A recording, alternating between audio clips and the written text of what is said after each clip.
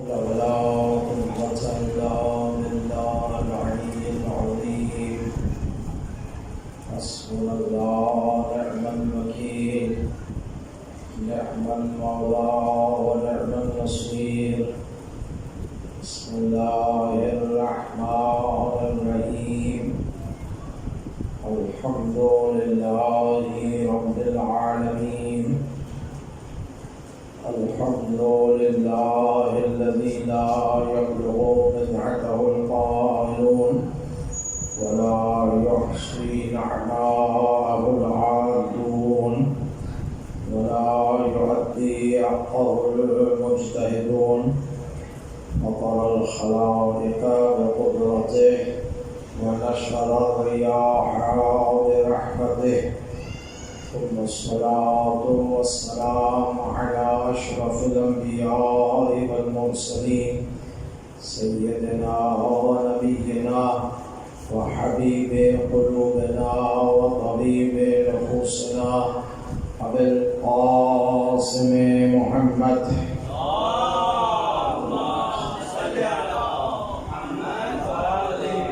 وعلى أهل بيته الطيبين الطاهرين المعصومين المظلومين الذين أذهب الله عنهم الرجس وطهرهم تطهيرا.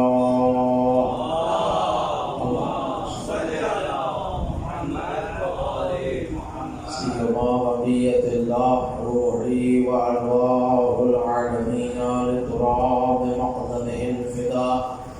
رب اشرح لي صدري ويسر لي أمري واحلل عقدة من لساني يفقهوا قولي.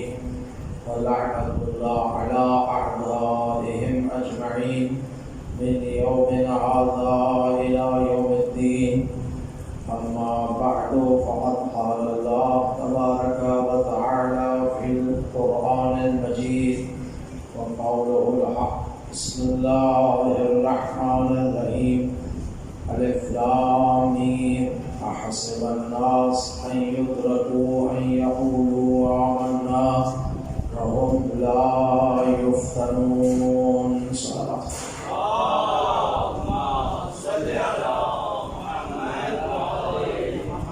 امام زمانہ جل اللہ فرج شریف کے ظہور میں تعجیل امام زمانہ کی خوشنودی، مولا کی سلامتی.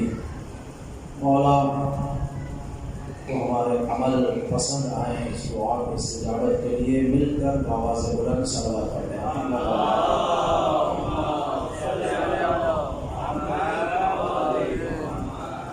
عزیزان محترم، آپ کی خدمت میں قرآن میں امتحانات الہی کے عنوان سے جو سلسلہ شروع ہوا تھا پہلی محرم سے، وہ آج اختتام پذیر ہو رہا ہے.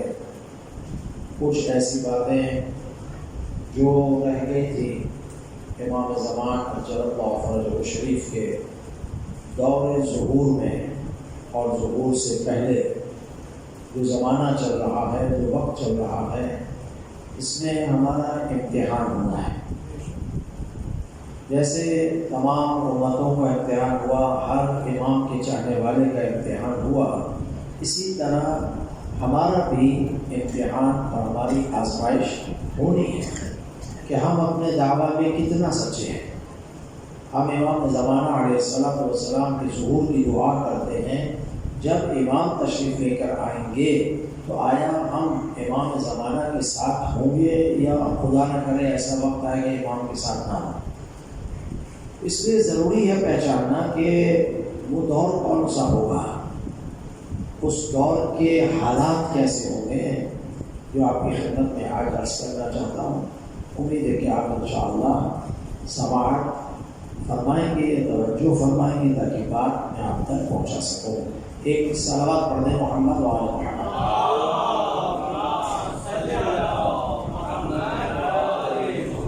میں نے آپ کی خدمت میں دو روایات معصوم کی پڑھی کہ امتحان جب لیا جائے گا اور آخری زمانہ کتنا سخت ہوگا.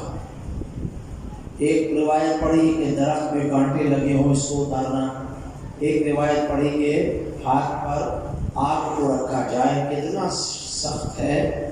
اسی طرح آخری زمانہ بھی کیا ہے میرے دوستوں؟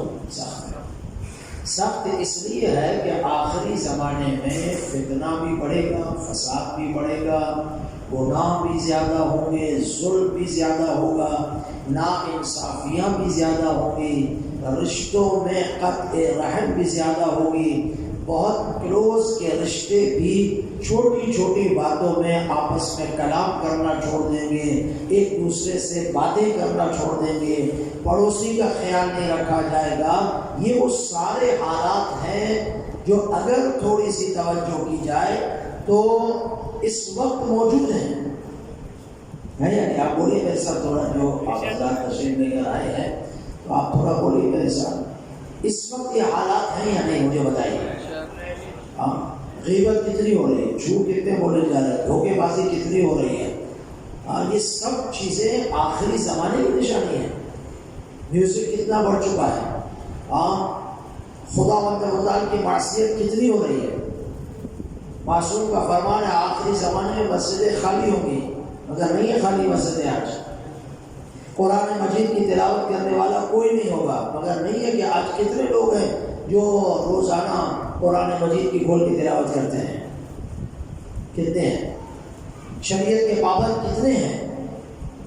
آج اگر دو بھائیوں کے درمیان فیصلہ کیا جائے، سگے بھائی ہیں لیکن دنیا کی کسی معاملے میں گفتگو کی جائے، اگر وہ دیکھتا ہے کہ یہ بھائی میرا حق نہیں دے رہا، وہ دیکھ رہا میرا حق نہیں دے رہا، یہ دو بھائی آپس میں لڑ کر جدا نہیں ہو جاتے۔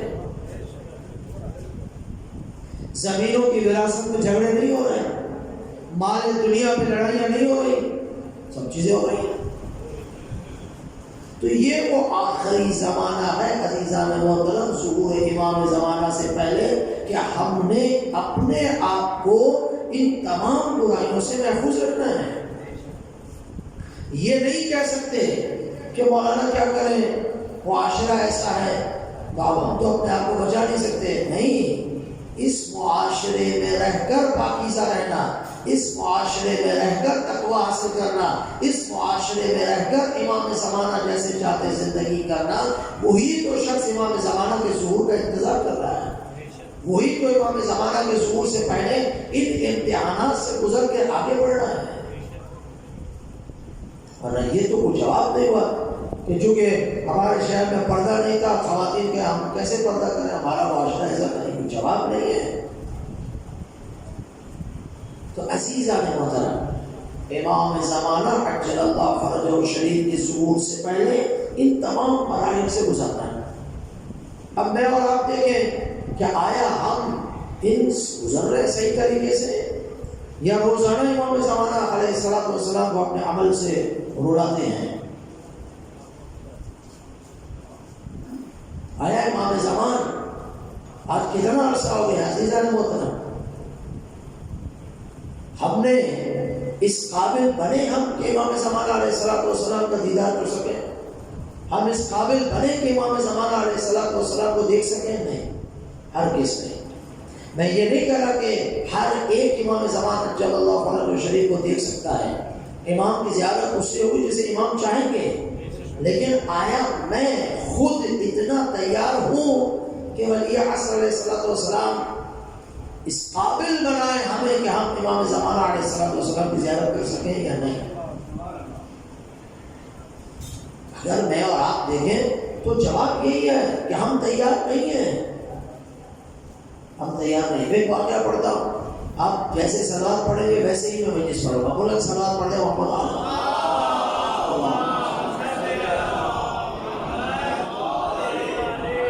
اور فرمائیے ہم تیار کتنے ہیں، ہمارے اندر تڑپ کتنی ہے امام زمان عجل اللہ فرجہ شریف کی۔ میں اور آپ دن میں کتنی مرتبہ امام زمان علیہ السلام کی طرف میں گریہ کرتے ہیں، کتنی مرتبہ ہم نے واقعا دل و جان سے امام زمان علیہ السلام کے ظہور کو مانگا خدا سے۔ ایک مرتبہ ہم دعا کرتے پروردگار امام زمانہ میں ظہور فرما، ہو گیا۔ کوئی ایک دعا یہ ہے، اور ایک یہ ہے کہ انسان جیسے قرآن مجید میں کیا ہے، امن یجیب المضطر اذا دعاہ ویکشف السوء. حالت اضطرار کس کو کہتے ہیں؟ آج تک ہم نے مضطر کسے کہتے ہیں شاید دعا کرتے وقت اسے بھی نہیں سمجھا. مضطر کسے کہتے ہیں عزیزان محترم؟ مضطر اسے کہتے ہیں کہ جو اب ایسی مشکل میں پھنس گیا ہے، ایسی مصیبت میں گرفتار ہو گیا ہے کہ اب اس کے پاس کوئی راستہ نہیں ہے اس مشکل اور مصیبت سے نکلنے کے لیے. کوئی راستہ نہیں ہے اس کے پاس، فقط خدا کا راستہ ہے بس، اور کوئی راستہ نہیں ہے. اب اس حالت میں جو دعا کرے گا اس حالت کو کہتے ہیں حالت اضطرار. آئی سب نے تو بولیاں اسے حالت اضطرار کہتے ہیں. قرآن کہتا ہے جب حالت اضطرار میں دعا کرو گے میں دعا کو قبول کروں گا. خدا کا فائدہ ہے. ہم مضطر ہوئے کب ہیں؟ ہم نماز پڑھتے کہتے پروردگار یہ دے دے یہ دے دے یہ دے دے بس ٹھیک ہے، لیکن کب ہم نے توجہ کے ساتھ آنکھ میں آنسو لا کر خدا کی صفات کو یاد کر کے کب ہم حالت اضطرار میں ہم نے دعا کیا ہے؟ یقین مانے جب بھی حالت اضطرار میں دعا کی وہ خدا مہربان نے فوراً اس دعا کو قبول فرمایا. کب ہم نے امام زمان علیہ السلام کے لیے دعا حالت اضطرار میں کی ہے؟ یہ وہ سوال ہے میرے جوانوں، میں آپ سے بات کر رہا ہوں. بزرگوں بتائیے ہم کم از کم اپنی طرف توجہ تو کریں. ہم خود کتنے تیار ہیں امام زمان علیہ السلام کے لیے؟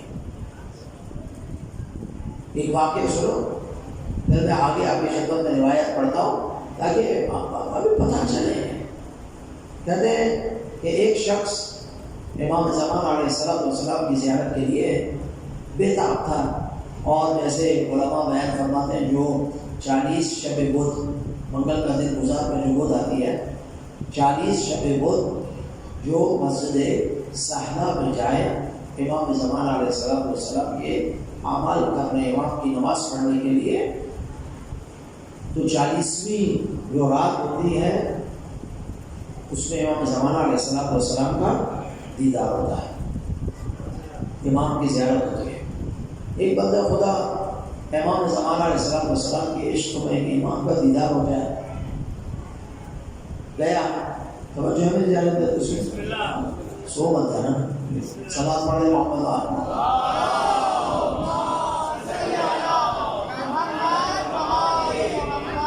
امام کی زیارت میں ہر ہفتے جاتا رہا.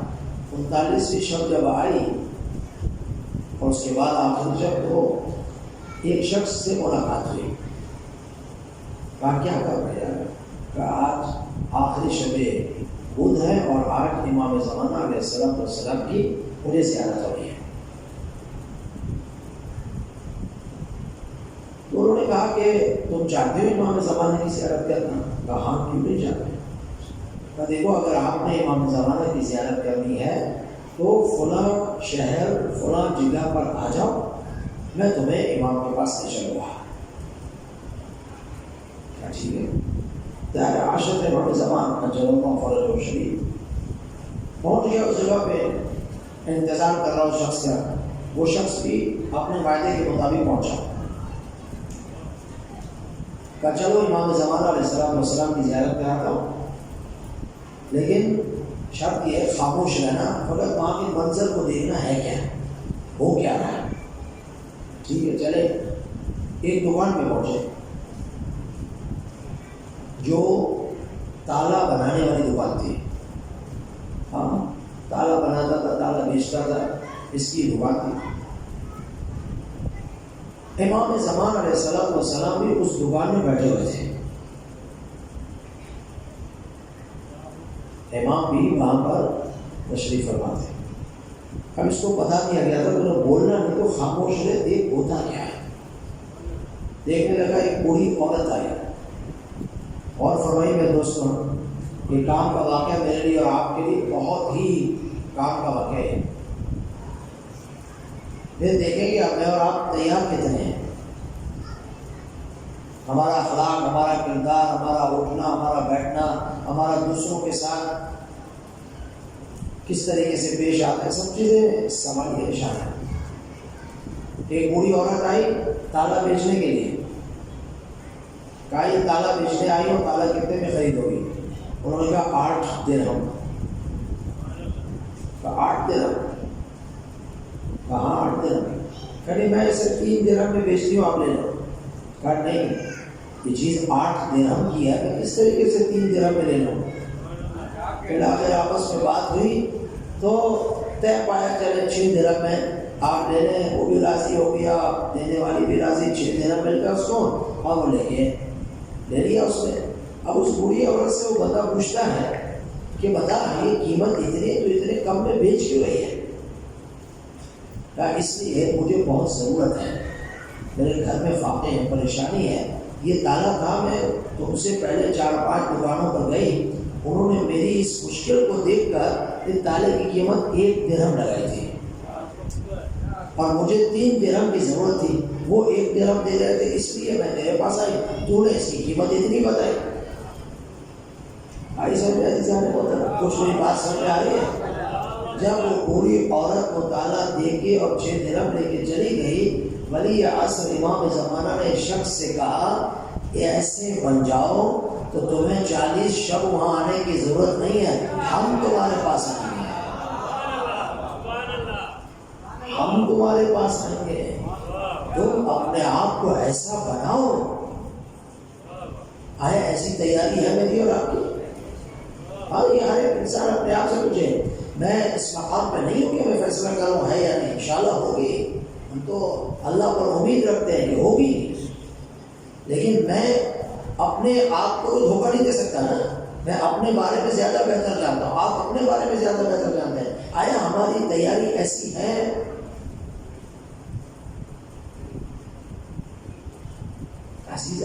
ایسے بہت سارے واقعات ہیں ولی عصر کے جو مجھے اور آپ کو ہوشیار کرتے ہیں کہ پیغمبر اکرم صلی اللہ علیہ وآلہ وسلم کی سیرت پر عمل کرتے ہوئے اپنے آپ کو اس قسم کا بناؤ کہ وارث پیغمبر امام مہدی آخر الزمان میں قبول فرمائیں۔ آیت اللہ برکشی نجفی اعلی اللہ مقامہ شریف میں خواب میں نہیں، مسجد سالہ میں امام کے ساتھ بیٹھ کے کھانا کھایا ہے۔ یہ مسلمان گزرے گئے عزیزان محترم، کیوں کھانا کھایا، کیوں امام سے ملے؟ اس لیے کہ انہوں نے ساری زندگی امام زمانہ علیہ السلام کے پسند کے مطابق گزاری ہے۔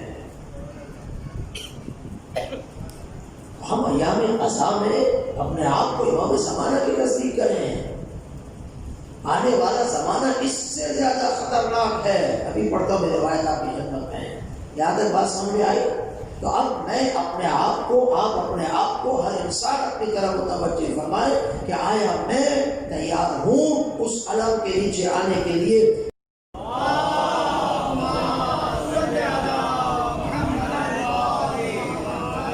تو عزیزان محترم روایت سنیے گا، بہت ہی خوبصورت روایت ہے۔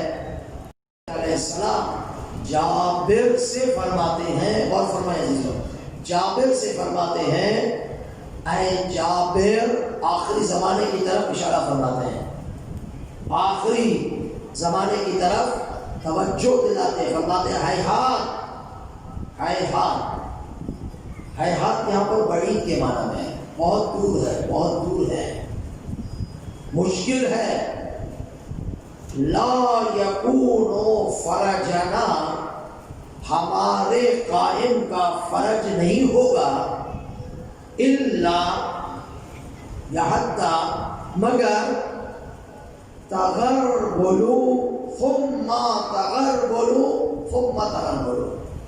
یہ کیا ہے تغربلوا؟ فرماتے ہیں کہ ایک کمرہ ہو، اس میں گندم کو ڈالو، جب گندم کو وہاں آپ ڈالو تو کچھ مہینوں کے بعد یا کچھ ہفتوں کے بعد جاؤ تو دیکھو وہاں گندم خراب ہو گئی کچھ، تو کیا آپ اس گندم کو وہاں رہنے دو گے؟ نہیں نا، اس خراب گندم کو نکال دو گے تاکہ وہ باقی جو صحیح گندم ہے اس کے ساتھ مل کے اس کو خراب نہ کرے، اس کو نکال دو گے، نکال دیا، اب صاف و ستھری گندم موجود ہے۔ چند ہفتوں کے بعد پھر گئے، پھر دیکھا اس میں خراب ہو گئی کچھ، اس خراب کو نکال دیا۔ مولا فرماتے ہیں اسی طرح آپ بار بار جائیں گے، جو خراب گندم ہے اسے کیا کرتے جاؤ گے؟ نکالتے جاؤ گے، یہاں تک کہ بس ہاتھ میں آنے والی گندم باقی رہ جائے گی۔ بہت تھوڑی گندم صاف و ستھری ہوگی جو وہاں پر باقی رہ جائے گی۔ حضرت فرماتے ہیں کہ امام زمانہ کا فرض نہیں ہوگا حتیٰ تغربلو، صفایا کیا جائے گا، امتحان لیا جائے گا، جو بھی اس امتحان میں ناکام ہوتے جائیں گے انہیں نکال دیا جائے گا۔ حتیٰ یذهب الکدر ویبقى الصفو، یہاں تک کہ وہ خراب، وہ برے لوگ دور ہو جائے اور بہت ہی متقی اور صاف لوگ بچ جائیں۔ یعنی جو صاف لوگ بچیں گے ظہور امام زمان علیہ السلام کے وقت وہ بہت تھوڑے ہوں گے، بہت تھوڑے ہوں گے۔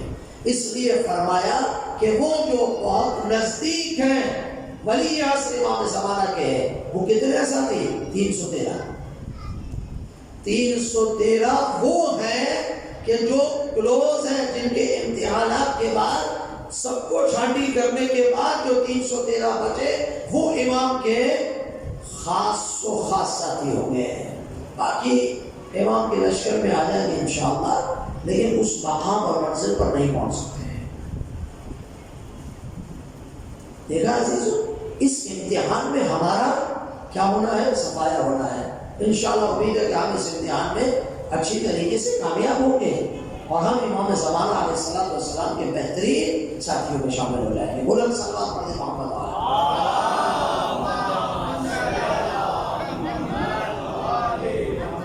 عزیزو، حضرت زرارۃ بن اعین امام باقر علیہ السلام کے ساتھی بھی ہیں اور امام صادق علیہ السلام کے بھی ساتھی ہیں۔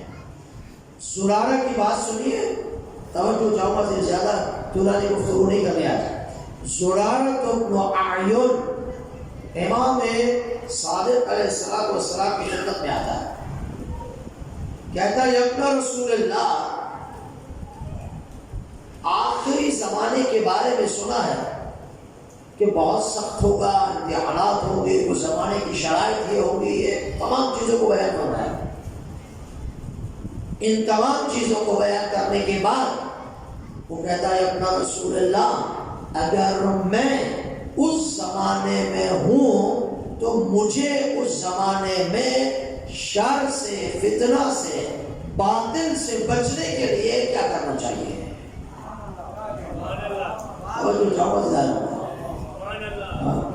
زرارہ پوچھ رہا ہے، زرارہ، میں اور آپ نہیں پوچھ رہے، ہمارے ذہنوں میں تو یہ سوال آتے نہیں ہیں۔ یہ زرارہ پوچھ رہا ہے جو صاحب عرفان ہے، جو امام صادق کا خاص شاگرد ہے۔ وہ کہہ رہا ہے میں کیا کروں، کیا کروں مولا؟ امام علیہ السلام نے اسے کہا کہ اگر تم چاہتے ہو کہ اگر اس زمانے کو درک کرو، اس زمانے میں رہو اور اس زمانے کی برائیوں سے بچنا چاہتے ہو، حق پر قائم رہنا چاہتے ہو، تو مولا نے فرمایا کہ دعا میں تمہیں تعلیم دے رہا ہوں، اس دعا کو پڑھتے رہو تو آخری زمانے کے فتنوں سے محفوظ رہو گے۔ وہ دعا کیا ہے میرے عزیز و جوان رسول؟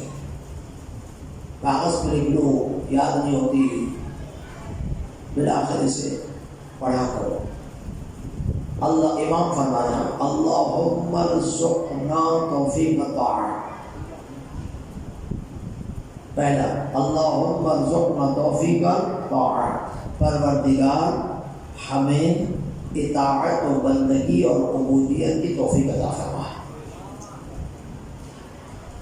اس دعا کو کرنا خدایا یہ آخری زمانے کے شر اور فتنوں سے بچنے کے لیے اللہم ارزقنا توفیق الطاعت، پروردگار ہمیں توفیق عطا فرما اطاعت کی، بندگی کی، عبودیت کی، تاکہ ہم تیرے راستے پر رہیں، صراط مستقیم پر رہیں۔ جب تک خداوند متعال توفیق نہ دے تو کوئی انسان توفیق حاصل کر سکتا ہے؟ ہاں، سوال ہی پیدا نہیں ہے۔ لیکن خدا توفیق دے اور انسان نہ لے،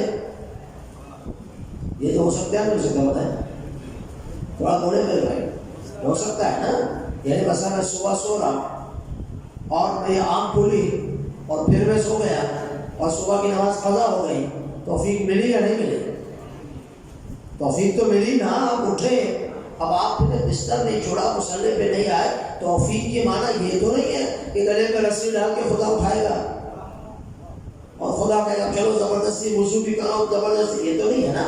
توفیق کی معنی یہ ہے پروردگار عالم نے آپ کو صحت دی ہے، پروردگار عالم نے آپ کو ہاتھ پیر دیے ہیں، آپ الحمدللہ اٹھ کے نماز پڑھ سکتے ہیں، اور خدا نے اتنی توفیق دے دی کہ آپ اٹھ بھی گئے،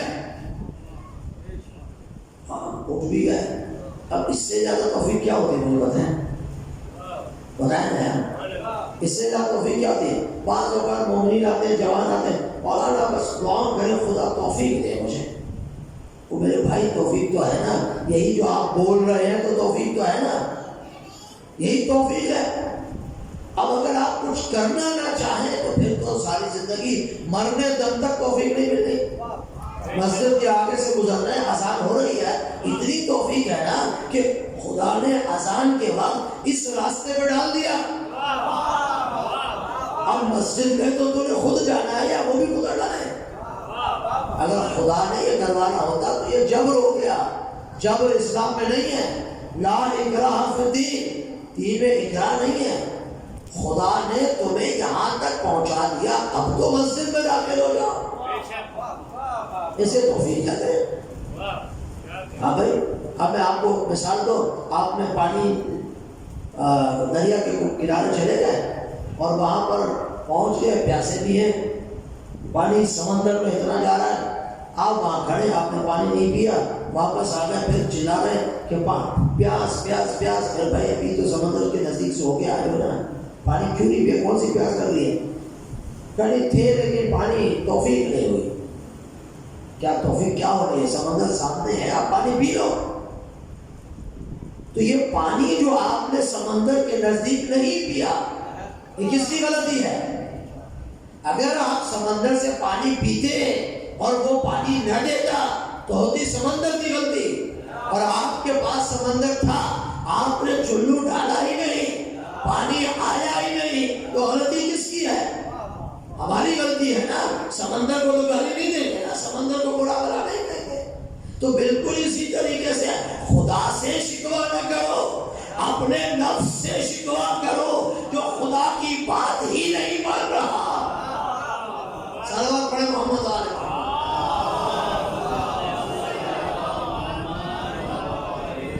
خدا کی بات ہی نہیں سن رہا، خدا تو توفیق میں توفیق دے رہا ہے۔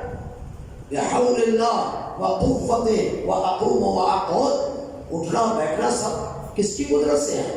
پروردگار عالم سے۔ تو پہلی دعا جو سنارا کو سمانے کی فتنوں سے بچنے کے لیے فرمایا، اللہم ارزقنا توفیق الطاعت، پروردگار ہمیں اطاعت کی، بندگی کی، عبودیت کی، صراط مستقیم پر رہنے کی توفیق عطا فرما۔ دو، وبعد المعصیہ، اور گناہوں سے دور رہنے کی توفیق عطا فرما۔ تیرے غضب سے، تیری ناراضگی سے پروردگار ہمیں دور رہنے کی توفیق عطا فرما۔ غیبت نہ کریں، جھوٹ نہ بولیں، دھوکے بازی نہ کریں، فریب نہ دیں، کچھ بھی نہ کریں۔ اللہم ارزقنا توفیق تعبد المعصیہ وصدق النیہ۔ تیسری دعا، ہماری نیت کو صادق اور سچا فرما۔ عزیزو، کامیاب کون نہیں ہے؟ کون دھوکہ کھا جاتا ہے؟ کون ہے جو فتنوں میں داخل ہو جاتا ہے؟ جس کی نیت میں فتور ہے، جس کی نیت میں سچائی نہیں ہے، وہ کبھی بھی کامیاب نہیں ہو سکتا۔ سمجھ میں آئی؟ گھر سے میں نکلوں، میری نیت ہی نہیں ہے کہ میں مسجد پہ جاؤں، میری نیت ہی نہیں ہے نیک کام کرنے کی، تو کہاں سے آدمی کامیاب ہوگا؟ اسی لیے امام نے فرمایا کہ دعا کرو نیت صادقہ، سچی نیت، سچا ارادہ پروردگار عالم کی بارگاہ میں کرو تو پروردگار نیتوں پر ثواب دیتا ہے۔ توجہ مل جائے، لیکن نیت سچی ہونی چاہیے۔ کیا ہونی چاہیے؟ بولیے میرے دوستوں، پیچھے والے بولو، نیت کیا ہونی چاہیے؟ سچی۔ اس لیے فرمایا اگر آپ گھر سے چل رہے ہیں، نماز جماعت ہو رہی ہے، سچی نیت ہے کہ میں نماز جماعت میں جاؤں گا، اور راستے میں کوئی کام آ گیا، ایسا کام آ گیا کہ ضروری تھا، یا راستے میں ٹریفک تھی، یا راستے میں کوئی مسئلہ آ گیا، آپ نماز جماعت میں پہنچ نہیں پائے، وہ فرماتا ہے گھبرا نہیں، اگر تیری نیت سچی ہے تو جماعت تو ختم ہو گئی، تو فرادہ پڑے گا، لیکن میں تیرے عمل میں جماعت کا ثواب لکھوں گا، کیونکہ تو نے نیت سچی کی تھی جماعت میں پہنچنے کی۔ اب کسی بھی وجہ سے نہیں پہنچ سکا تو ہم نیتوں پر ہی تو ثواب دیتے ہیں، نیتوں پر ہی تو ثواب دیتے ہیں۔ سلام پڑھ محمد علیہ۔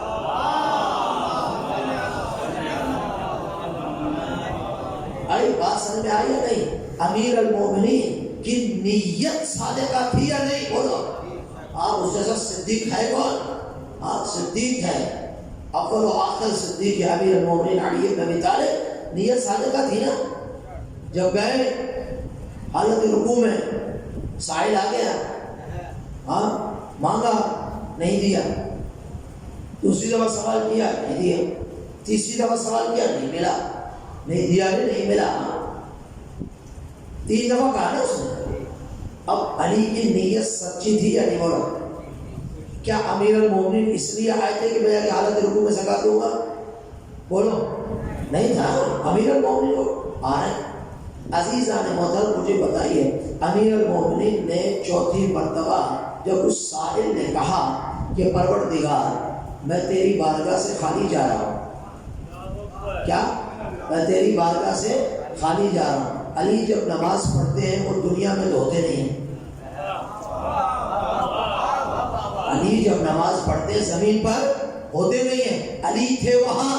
یہ تو ہماری نماز ہے نا، آپ کے مختلف کام ہے، علی نماز کے وقت ہوتے ہیں پروردگار کی خدمت میں، ساری توجہ وہاں ہوتی ہے۔ اب سائل نے جب کہا کہ اللہ تیری بارگاہ سے خالی جا رہا ہوں، تو جو وہاں تھا اس نے سنا، ہاتھ آگے کر دیا، انگوٹھی اٹھائی، چلے گئے، آیت نازل ہو گئی۔ علی آیت کے لیے آئے تھے؟ بولیے نہیں آئے تھے نا، علی آیت کے لیے نہیں آئے تھے، آیت انتظار کر رہی تھی، جب علی تھے تو میں آیت نازل ہو جاؤں۔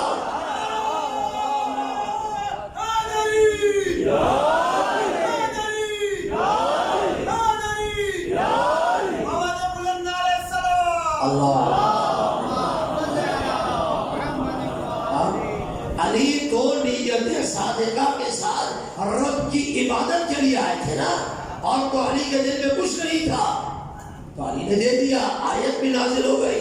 لیکن بعض تاریخ میں لکھا ہے کہ کچھ اوروں نے بھی دینے کی کوشش کی اور 70 تک لکھا گیا ہے، دیتی کچھ بھی نہیں ہوا، چونکہ نیت عبادت کی نہیں تھی، نیت کچھ اور تھی۔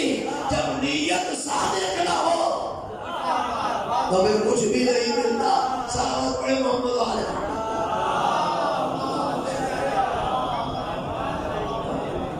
اسی لیے امام نے فرمایا نیت صادقہ، سچی نیت کرو، مکمل صحیح نیت کے ساتھ کام کرو، خدا اپنے مطابق ثواب بھی دیتا ہے اور درجات کو کیا کرتا ہے میرے دوستوں؟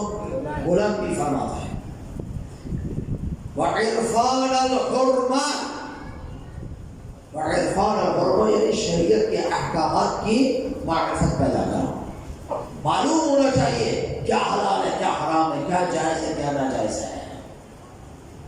وعرفان الحرمہ وَأَكْرِمْنَا بِالْهُدَى وَالْإِسْتِقَامَةِ۔ اکرمنا بالہدیٰ یعنی خداوند متعال سے دعا کرو تمہیں ہدایت کے راستے پہ رکھیں، ہدایت تشریعی اور ہدایت تکوینی، دونوں راستوں پہ خدا نے مدد قائم رکھے ہیں۔ ہدایت پہ بھی قائم رہنے کی دعا کرو، بل استقامت اور مضبوطی کے ساتھ رہو۔ یہ نہ کہ آؤ اس کے بعد لرزش آئے ادھر اور کبھی ادھر کبھی ادھر، نہیں، مضبوطی کے ساتھ، استقامت کے ساتھ۔ قالوا ربنا اللہ، اگر کہہ دیا رب اللہ ہے، ثم استقاموا، تو بس پھر مستقیم کھڑے ہو جاؤ، استقامت کے ساتھ رہو تو کامیابی ہے۔ کہہ دیا علی محمد کے وصی بلا فصل، تو کچھ بھی ہو جائے استقامت کے ساتھ باقی رہو۔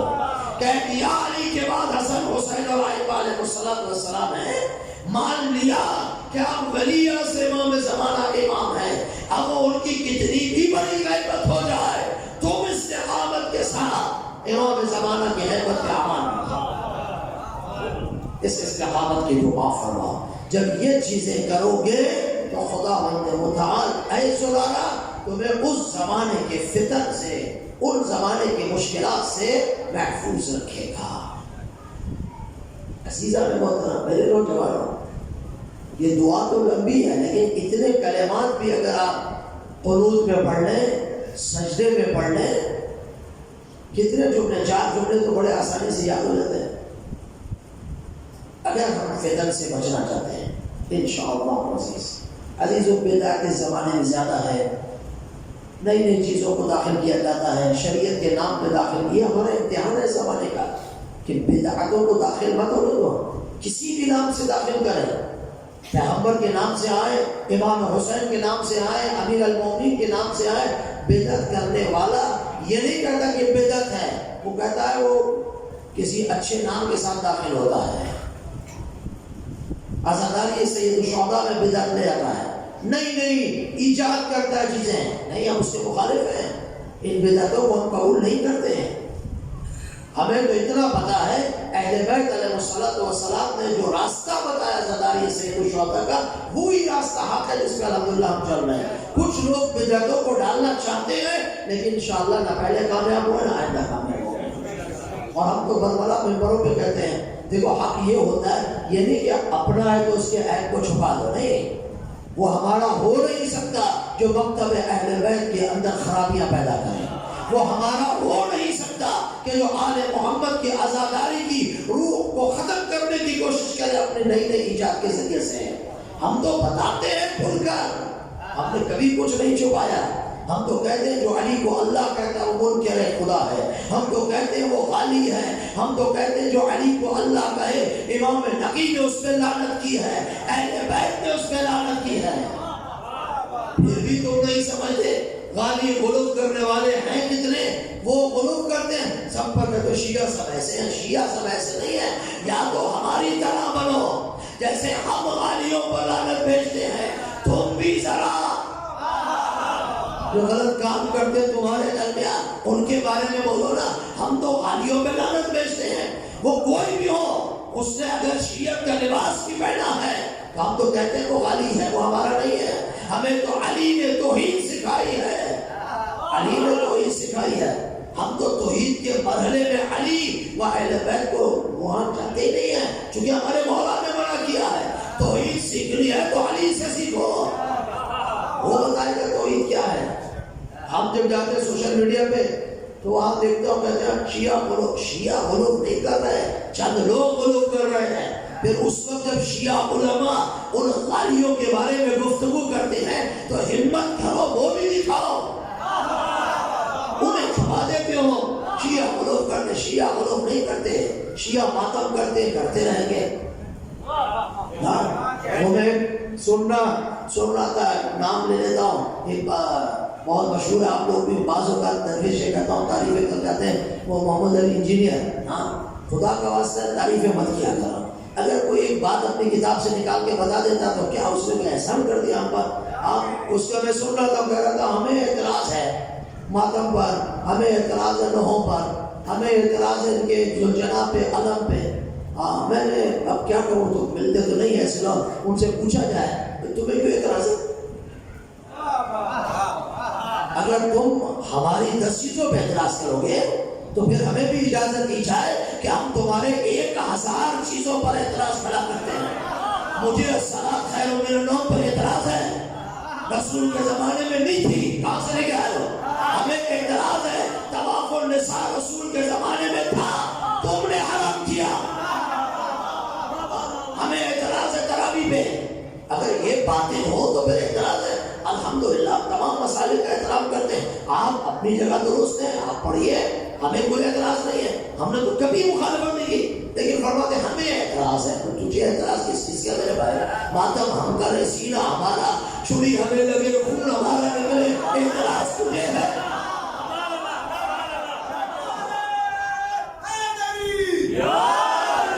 ہم نے کبھی کچھ کہا ہے؟ یہ اعتراض میں اعتراض والی باتیں صحیح نہیں ہے۔ ہاں اگر کوئی بات بتا دے سیدہ فاطمہ الزہرا سلام اللہ علیہا کے بارے میں، جب اس ملعون نے کچھ کہا تو انہوں نے اپنی کتابوں سے روایتیں نکالی، تو میرے بھائی فاطمہ تو انجیل میں بھی ہے، توریت میں بھی ہے، زبور میں بھی ہے۔ اگر تم نے صحیح بخاری سے کچھ نکال کے دے دیا تو کون سا احسان کیا ہے؟ تمہارا اپنا راستہ، ہمارا اپنا راستہ ہے۔ آئی سمجھ میں؟ تو یہ ان سے دس بستہ عرض ہے، آپ اعتراض مت کیجیے گا، آپ اپنا کام کریں، ہم اپنا کام کر رہے ہیں، فیصلہ ہو جائے گا ادھر، فیصلہ ادھر ہو جائے گا، پھر نہ کہنا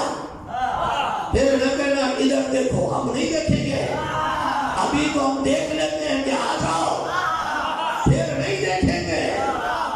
صلوات پڑھے محمد علیہ۔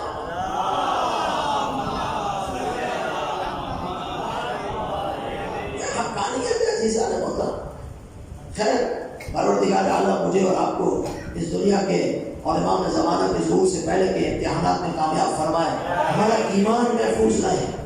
میں پھر آپ کو دس بستہ اسلامی ذمہ داریاں، میں تمام بھائیوں کا، علماء کا، سب کا احترام کرتے ہیں، ہم ہندو کا احترام کرتے ہیں، عیسائیت کا احترام کرتے ہیں، ہم نے کبھی ان کو برا بھلا نہیں کہا، وہ اپنے طریقے سے عبادت کرتے ہیں، اپنے چرچ میں بسم اللہ، وہ اپنے طریقے سے پوجا کرتا ہے، اس کی مرضی ہے۔ آج جب بیٹھیں گے استدلال سے توحید کو سمجھائیں گے، نبوت کو سمجھائیں گے، امامت کو سمجھائیں گے، لیکن میں آپ نوجوانوں سے عرض کرتا ہوں کسی ایک کلپ کو دیکھ کر خوش مت ہو جائے گا، تو اس نے کہہ دیا، پھر آپ اس کو واٹس ایپ پہ ایسے بھیجتے ہو تو یہ نہ پتہ نہیں کہاں کا، ایسا مت کیا کرو خدا کا واسطہ۔ ہاں کلپ بھیجو تو ولی فقیہ کے بھیجو، کلپ بھیجو تو آیت اللہ عثمان سیستانی کے بھیجو، کلپ بھیجو تو انقلاب اسلامی ایران کے بھیجو، جس میں کچھ رکھا بھی ہے، عبادت بھی ہے، ثواب بھی ہے۔ تو انشاءاللہ امید ہے میرا پیغام آپ تک پہنچ چکا ہوگا، اور بڑے آپ سمجھدار بھی ہیں، بعض صاحب بصیرت بھی ہیں، چیزوں کو سمجھتے ہیں، لیکن بعض اوقات دیکھتا ہوں تو افسوس ہوتا ہے، افسوس بھی ہوتا ہے۔ خیر پروردگار امام زمانہ کا ظہور نصیب فرمائے تاکہ ہم انشاءاللہ امام زمان علیہ السلام کے لشکر میں شامل ہوں، اور ہم ویسے بنے جیسے وہ تالا فروش تھا۔ امام انشاءاللہ ہمیں اپنی زیارت اور دیدار کروائیں، ہم نوجوان آپ سب انشاءاللہ اس قابل بنے کہ ولی عصر کی زیارت کر سکیں۔ مولا امام زمانہ کے جلد از ظہور کے لیے بلند صلوات پڑھیں۔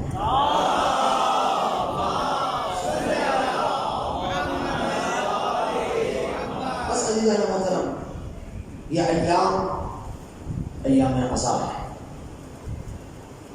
خاص 10 دن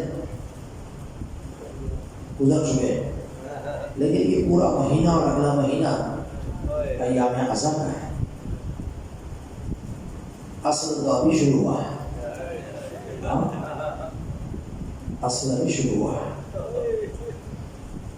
واقعہ کربلا انقلاب حسینی کا ایک حصہ تھا، اور انقلاب حسینی کا دوسرا حصہ آج سے شروع ہو رہا ہے۔ آج کے بعد حسین کی بہن کو گریہ کرنا ہے، آج کے بعد علی کی بیٹی کو گریہ کرنا ہے، آج کے بعد محمد مصطفیٰ کی نواسیوں کا ماتم کرنا ہے، جس رسول نے بی بی زینب کے بازوؤں کو چوما ہوا، اس علی نے اپنی بیٹی کے بازوؤں کو چوما ہوا۔ مسلمانوں پھر کہتے ہوتے کیوں شیعہ؟ علی کی بیٹی جس نے پوری دنیا کو انسانیت کو حجاب سکھایا، اس بیوی کے ساتھ ان ظالموں نے کیا کیا؟ اب بھی کہتے تم لوگ کہ بولو تمہارے اندر انسانیت نہیں ہے، انسانیت مر گئی ہے تمہارے اندر۔ کسی عام خاتون کو پر بھی ظلم ہوتے ہوئے دیکھا جائے نا، اگر انسان کی انسانیت ہے وہ اس عورت کو بچاتا ہے، اس پہ ظلم مت کر کے مستور ہے۔ یہ عام مزدورات نہیں، علی کی بیٹیاں ہیں۔ السلام علیکم یا زینب کبریٰ، بی بی ہمارا سلام قبول فرمائیں۔ بی بی اس پرآشوب ماحول میں ہمارے جوانوں کی، ہمارے بچوں کی حفاظت فرمائیے۔ بی بی ظہور امام زمانہ تک ہماری حفاظت فرمائے، ہمارے ایمان کی حفاظت فرمائیے۔ بی بی ہم اپنے آپ کو گروی کرتے ہیں آپ کے پاس، بی بی ہمارے بچے آپ کی گروی میں ہیں۔ بی بی میرے جوان نوے خان ورثے خان سب بی بی آپ کی گروی میں رکھیں، آپ کے ہمارے شہزادی۔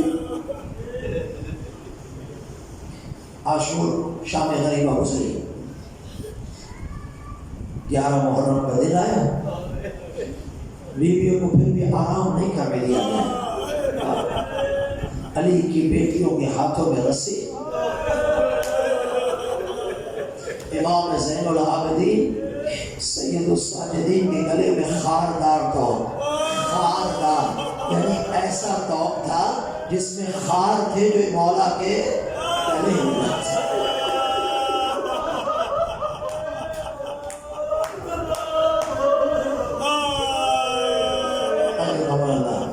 اسی طرح ہوتے آل محمد کے رسول، ہاتھ میں زنجیر پیر میں بیڑیا۔ وہاں بتائیں اتنا توق اور زنجیر اور بیڑیا، بیمار ہے امام، اس کو پہنا کر لے جانے لگے۔ عزاداروں ساری بیویوں کو سوار کروایا۔ بی بی زینب نے امام سجاد کو، جب ساری بیویاں سوار ہو چکی نا، اب جناب زینب رہ گئے۔ اور اونٹ پہ سوار کرائے، ہاتھ میں رسن بستہ ہے، گلے کے پیچھے ہاتھ باندھے گئے مقاتل کے مطابق۔ اب سب بیویاں سوار ہو گئے، شہزادی زینب رہ گئی۔ کون سوار کرائے؟ بیوی نے دائیں دیکھا بائیں دیکھا، فرمایا عباس بھیا، اکبر بیٹا، حسین بھیا جب مدینے سے چلی تھی وہ آپ نے سوار کرایا تھا، اٹھو آؤ زینب کو سوار کراؤ۔ عزاداروں کہتے اونٹ بیٹھ گیا، بی بی زینب سوار ہوئی، یہ قافلہ چلا۔ امام زمانہ میرا تو ایمان ہے، آپ سن رہے مجلس مولا، اگر میری غلطی ہو تو مجھے معاف کر دینا اپنے کرم سے۔ شہزادی زینب کی مصیبت سنو، کسی نے امام زمانہ کو خواب میں دیکھا، برج تقلید عارف نے، امام رو رہے ہیں، خون کے آنسو رو رہے ہیں۔ وہ جب مولا کیوں رو رہا ہے؟ یا صاحب زمان، میری قوم کی جوانوں کی جانیں آپ کے قدوم پر جان نثار ہو جائیں، مولا کیوں رو رہے ہیں؟ حسین کا غم، عباس کا غم، علی اکبر کا غم، کربلا کے شہداء کا غم کا نہیں۔ سنو گے 11 محرم کی مجلس سن رہے ہو، سنو گا کیوں رو رہے مولا؟ فرمایا میں اپنی بھوپی زینب کی اسیری پہ رو رہا ہوں، کجا بازار کوفہ، کجا میری بیٹی۔ اونٹ پر بیٹھے، اونٹوں کو چلایا، مقتل سے گزارا جان بوجھ کر تاکہ جتنی تکلیف پہنچا سکے آل محمد کے خاندان کو پہنچائے۔ جیسے ہی مقتل سے گزرا، جنازے پڑے ہوئے تھے جن کے بدن پہ سر موجود نہیں ہے۔ ایک مرتبہ امام سجاد نے غور سے جنازوں کو دیکھا، بی بی زینب نے دیکھا کہ اگر ایسے ہی میرا بیٹا دیکھتا رہا تو یہ روح پرواز کر جائے گی۔ اب توجہ ہٹانے کے لیے بی بی نے اپنے آپ کو اونٹ سے زمین پہ گرایا، ہاتھ بندھے ہوئے تھے، کیسے آئی سوچ لینا۔ ایک مرتبہ جیسے اونٹ سے زمین پر آئی، زین العابدین متوجہ ہوئے، کب بی بی نے کیا کر دیا؟ میں ابو بھی اما کیا بیٹا، اگر میں یہ نہ کرتی تو دنیا سے چلا جاتا۔ یہ ساری بیویاں مقتل میں جنازوں کے پاس آئے، جنازے کیسے پہچانے جائیں؟ آخری جملہ سنو، کہتے ہیں ایک ایسا جنازہ تھا جس میں تیر تھے، پتھر ہی پتھر تھے، زینب مقتل یہ کہتا مجھے نہیں پتا. اب ہاتھ بندھے ہوئے ہیں. جناب زینب کبریٰ سلام اللہ علیہا آئی اس جنازے کے پاس, اس لاش کے پاس. پتھر ہی پتھر کے جنازہ کیسے پہچانے؟ ایک مرتبہ سوال کیا, جواب ملا, ختم کی مجلس. جب پہنچے پہچاننے سے نہیں سوال کیا, انت اخل حسین, آیا تو میرا بھائی حسین ہے؟ بیوی ہے تیرا بھائی ہے, کیوں نہیں پہچان رہی؟ کہ بدن میں پتھر ہی پتھر